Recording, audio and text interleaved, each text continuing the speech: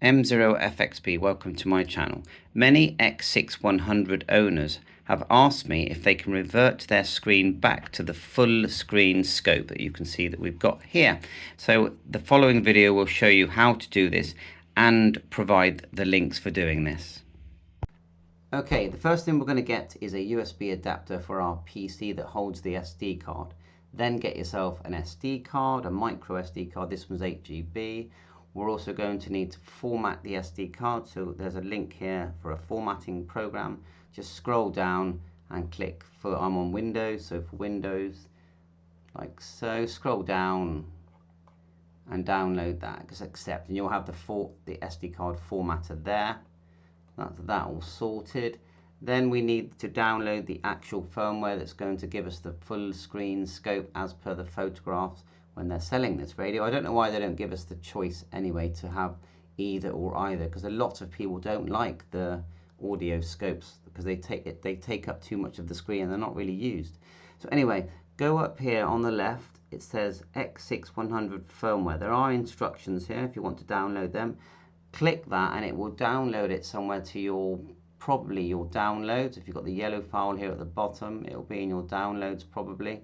But anyway, it's going to download it. So as soon as you click it, firmware download, you've got the firmware file that you need, and that's going to look like this. It's a zip file. I'll just show you it again.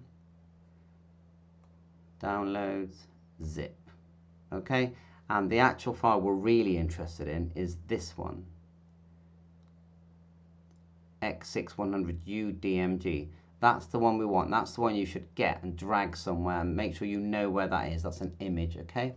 That's what I would do. Now, the SD card tool at the top here, Rufus, that we're going to be using to transfer that, looks like this.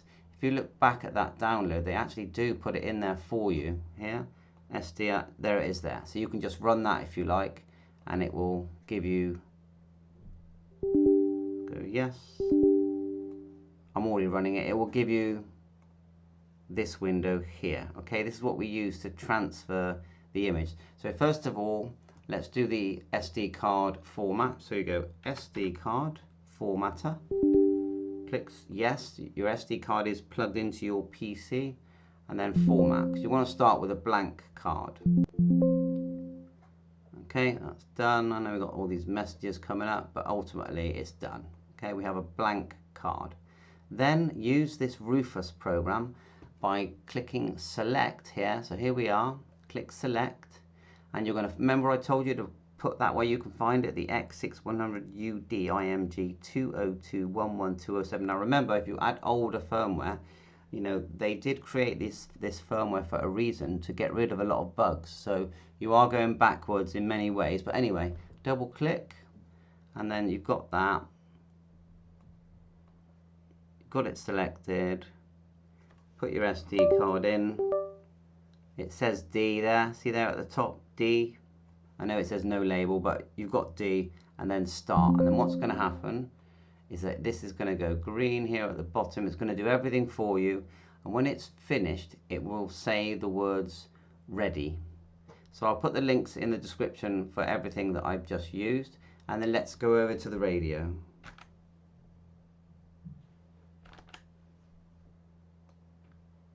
So back at the radio, turn the radio off, make sure you have got a power supply in, which we have got just there. Then get your SD card, get it in the right way round. I would say the gold part faces you, like so.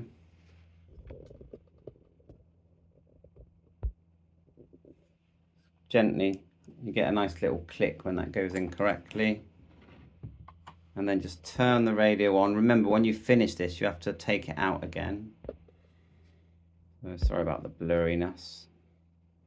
Turn it on. Hold it down for a few seconds. It's going to load the firmware. There is a pause, and then the whole screen starts to show lots of information like this. It takes a couple of minutes, and at the end of it, it will just turn off. You actually get a countdown at the end.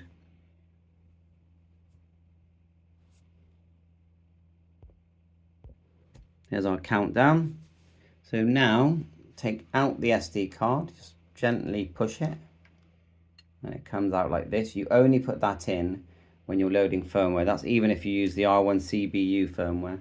You take it out when you're not using it. So now we should be able to just turn it on. There's one more step that we have to take. When you turn it on, hold it down for a few seconds, about 3 seconds.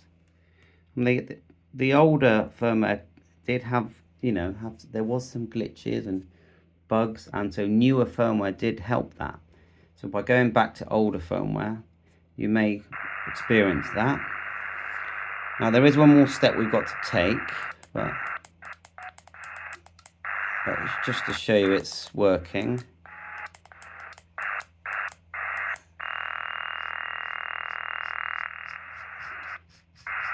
A lot of the sort of bugs that there were did vanish with new firmware.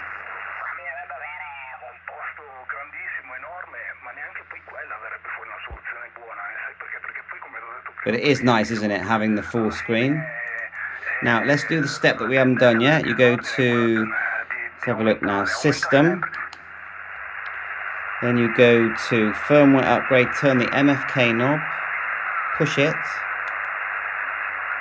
And then we need to press Upgrade here. And you'll get this red line here come across in a second. Once you've done that, then really you should reboot a couple of times. I've noticed that if you don't, again, you get glitchiness. Okay, so I'm gonna now press Quit, Exit, and then I am going to reboot.